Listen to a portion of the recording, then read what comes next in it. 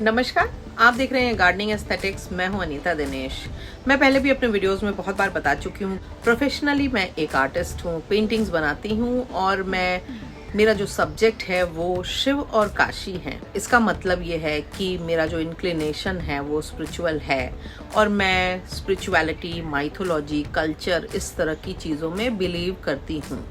पर मैं सुपरस्टिशंस में बिलीव नहीं करती हूँ और बहुत बार मैं शॉर्ट वीडियोस में आर्टिकल्स में पढ़ती हूँ कि ये 10 प्लांट लगा लेने से आपके यहाँ लक्ष्मी मेहरबान हो जाएगी, धन की वर्षा होने लगेगी। तो मुझे थोड़ा सा अजीब लगता है और इसके साथ ही मेरे बहुत सारे ऐसे सब्सक्राइबर्स भी हैं जो इन चीज़ों में बिलीव करते होंगे और वो मुझसे बहुत बार रिक्वेस्ट करते हैं कि मैं अपने अकॉर्डिंग टॉप 10 वास्तु प्लांट्स बताऊं, टॉप 10 फेंग शुई प्लांट्स बताऊं, क्योंकि वो भी मेरे सब्सक्राइबर हैं और मैं उनकी थिंकिंग का, उनकी चॉइस का, उनकी सोच का सम्मान करती हूँ, रिस्पेक्ट करती हूँ। पर बाय द सेम टाइम मैं भी एक ह्यूमन बीइंग हूँ, मेरी भी एक थॉट प्रोसेस है, मेरी भी एक सोच है। और सबसे बड़ी बात यह है कि आपके और मेरे बीच में जो सबसे बड़ा कॉमन एलिमेंट है वो है हम दोनों ही आर्डेंट प्लांट लवर्स हैं, यानी कि हम पेड़ों से, पौधों से, प्लांट से प्यार करते हैं। हम अपने चारों तरफ एक हरियाली भरा माहौल बना के रखना चाहते हैं। हम अपनी कुदरत को बचाना चाहते हैं। हम अपने पर्यावरण के लिए अपना योगदान देना चाहते हैं। हम धरती पर मनुष्यों के अलावा जो अन्य जीव जंतु हैं उनको आश्रय और भोजन भी देना चाहते हैं, क्योंकि हम अपनी कुदरत का सम्मान करते हैं जिसने हमको इतनी खूबसूरत जिंदगी दी, इतना सब कुछ दिया।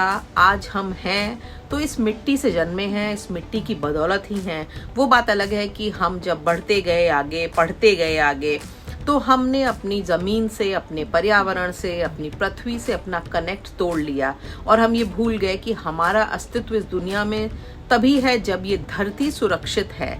और आप गार्डनिंग करके अपने इस कर्तव्य को अपने लेवल पे पूरा कर लेते हैं। और मुझे लगता है हर व्यक्ति अगर अपनी सराउंडिंग्स को ही ग्रीन बना लेगा, अपनी सराउंडिंग्स को ही बेहतर बना लेगा, तभी पूरी धरती पलक झपकते ही चेंज हो जाएगी। और पहले तो मैं आपको ये बताती हूँ कि मैं बहुत कंफ्यूज हो जाती हूँ, क्योंकि कई बार मैं देखती हूँ लोग मनी अट्रैक्ट करने वाले प्लांट फेंग शुई के अकॉर्डिंग बताते हैं और उनमें जो प्लांट होते हैं वो इंडियन प्लांट्स हो जाते हैं। फेंग शुई चाइना का शास्त्र है। आप वैसे मान लीजिए जैसे हमारे यहाँ वास्तु शास्त्र है, और दोनों में मानने वाले दोनों को मानते हैं और नहीं मानने वाले उनको सूडो साइंस की कैटेगरी में रखते हैं। और क्योंकि उनकी बताई गई कसौटियों को विज्ञान के आधार पर कसा नहीं गया है और पर ये परंपरागत रूप से चली आ रही।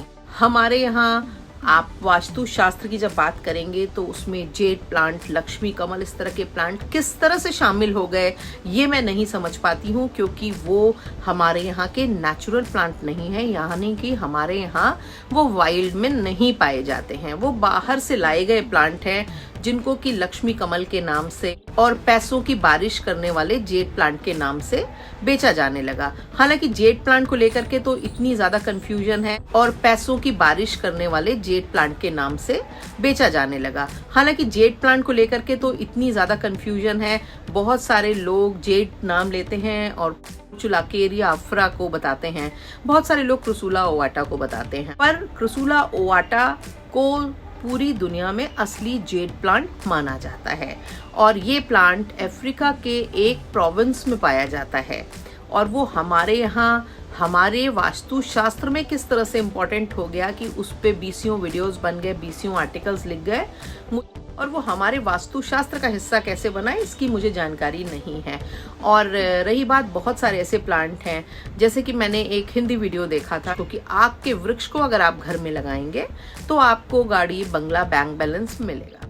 बहुत तो नहीं जानती हूँ पर थोड़ा बहुत जो मैं जानती हूँ, आक यानी कि मदार के वृक्ष को घर के आंगन में, घर में लगाने में वर्जित किया गया है, क्योंकि इसका जो सैप होता है वो हाईली पॉइजनस होता है और आयुर्वेद में बहुत तरह से इसके अलग अलग पार्ट्स का मेडिसिन के रूप में उपयोग किया जाता है। मैं हर्ब्स में और इंडियन मेडिसिन सिस्टम में बिलीव करती हूँ, क्योंकि मैं ये मानती हूँ कि आयुर्वेद जो है वो एक रिच शास्त्र है।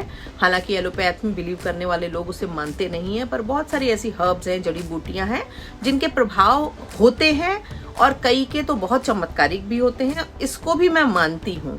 पर मैं ये बिल्कुल भी नहीं मानती हूँ कि इन तमाम पेड़ों को लगा लेने से आपके घर में बैंक बैलेंस, पैसा और धन वर्षा होने लगेगी। मैं ये मानती हूँ कि इनको लगाने से आप इनके स्वास्थ्य लाभ को ले सकते हैं, आप अपने मानसिक स्वास्थ्य को बेहतर कर सकते हैं, आपके यहाँ आप चारों तरफ का वातावरण अच्छा कर सकते हैं, ऑक्सीजन के लेवल को मेंटेन कर सकते हैं, अपने मन को खुश रख सकते हैं और पर्यावरण में की सुरक्षा में, जीव जंतुओं को पनपने में, पलने में, बढ़ने में अपने योगदान को दे सकते हैं। ये तो मैं मानती हूँ, पर मैं ये दिल से नहीं मानती हूँ कि किसी पर्टिकुलर प्लांट को लगा लेने से आपके यहाँ पैसे आ जाएंगे। पैसा आना जो है वो कई चीज़ों पे निर्भर करता है। उसमें सबसे पहला आपके कर्म, आपका पुरुषार्थ है, दूसरा आपका भाग्य है, तीसरा आपकी विरासत है, चौथा युक्ति बुद्धि है और पांचवा जो है वो आप किसी से छीन लें, यानी कि लूट मार करके ले आए। तो पैसे आने के ये तरीके हैं। पेड़ लगा लेने से पैसे नहीं आते हैं, पर हाँ कुछ पेड़ ऐसे हैं जिनकी लकड़ियां महंगी बिकती हैं, जिनके फल महंगे बिकते हैं, छाल महंगी बिकती हैं, वो आपको पैसे दिला सकते हैं, वो अलग वृक्ष हैं। पर उनकी बात कोई नहीं करता है। लोग इस तरह के प्लांट्स की बात करते हैं। कुछ चाइनीज फेंग शुई में मनी अट्रैक्ट करने वाले प्लांट हैं, कुछ को मार्केट ने बता दिया कि ये प्लांट लगा लेने से मनी आ जाती है। अपराजिता है, हरी सिंगार है, आंवला है, आक है और तुलसी है। ये प्लांट हमारे यहाँ के लोकल प्लांट्स हैं। हमारे शास्त्रों में इनका वर्णन है, इनकी महत्ता बताई गई है और ज़्यादातर शास्त्रों में इनकी मेडिसिनल क्वालिटीज़ बताई गई हैं। बेहतरीन मेडिसिन्स हैं हर्बल, और ये कहीं ना कहीं आपको फ़ायदा पहुंचाती हैं। और उस दौर में जब ये शास्त्र लिखे गए होंगे, एलोपैथी इतनी डेवलप नहीं रही होगी, सर्जरी इतनी डेवलप नहीं रही होगी, तो इंसान के पास इन दवाओं के अलावा कोई साधन ही नहीं था। और इन पेड़ों की महत्ता को क्योंकि विश्वास के संग, धर्म के संग जोड़ा गया होगा, सो दैट कि लोग इनको प्रोटेक्ट करें, लोग इनको घर में लगा के रखें ताकि समय पड़ने पर वो इनके औषधीय गुणों से फायदा उठा सकें। पर धीरे धीरे टाइम के संग चीजें बदल गई और जब इसमें मार्केट शामिल हो जाता है तो वो आपको एक ऐसे एंड पे ले जाता है जहां पर वो आपकी सोचने समझने की शक्ति खत्म कर देता है।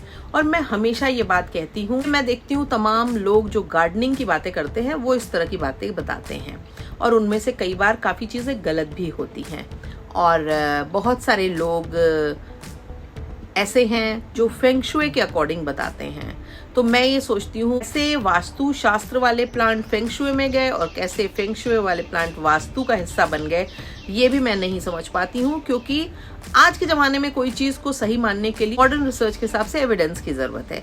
परंपरागत रूप से जो चली आ रही चीज़ें हैं उनकी बात अलग है, वो सदियों से चली आ रही हैं, विश्वास पे आधारित है और लोगों के अनुभवों पे आधारित हैं, हजारों हजार साल के, तो उन पे तो ट्रस्ट किया जा सकता है।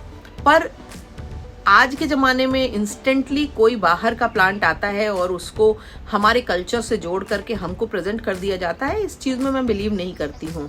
हालांकि मैं प्लांट्स को उनकी खूबसूरती, उनके औषधीय गुण, उनके पर्यावरण को शुद्ध करने की क्षमता के हिसाब से चुनती हूँ और लगाती हूँ। और ये दृढ़ता से मानती हूँ कि कोई भी प्लांट आपकी ज़िंदगी में पैसे ला नहीं सकता है, बल्कि प्लांट्स लाने के लिए आपको पैसे चाहिए होते हैं, क्योंकि वो भी मुफ्त में नहीं मिलते हैं, उनकी भी हमें कीमत बाजार में जाकर के चुकानी पड़ती है। क्योंकि मैं इनमें फेथ नहीं करती हूँ तो इसलिए मैं आपको ये विश्वास नहीं दिलाऊंगी कि इनसे ऐसा चमत्कार हो जाएगा, क्योंकि मुझे पता है कि पैसा आने का जो तरीका है वो थोड़ा अलग होता है। और ईश्वर ने जब हमको शरीर दिया तो सबसे ऊपर मस्तिष्क ही इसीलिए दिया ताकि हम मनुष्य उसका भरपूर मात्रा में उपयोग करेंगे और चीज़ों को तर्क की, लॉजिक की कसौटियों पे कसेंगे और चीज़ों को उनके असल गुणों की वजह से सम्मान करें, ना कि उनके बारे में फैलाई गई छद्म धारणाओं। अगर अभी तक आपने मेरे चैनल को सब्सक्राइब नहीं किया है तो मेरी गुजारिश है कि मेरे चैनल को सब्सक्राइब करिए, बेल आइकन ज़रूर दबा दीजिएगा ताकि गार्डनिंग से जुड़े हुए मैं जो भी अपडेट करती हूँ वो झटपट आप तक पहुँचे। और अगर मेरी वीडियोस पसंद आया करें तो उन पर लाइक करना, उन पर कमेंट करना बिल्कुल भी मत भूला करें। Thank you very much.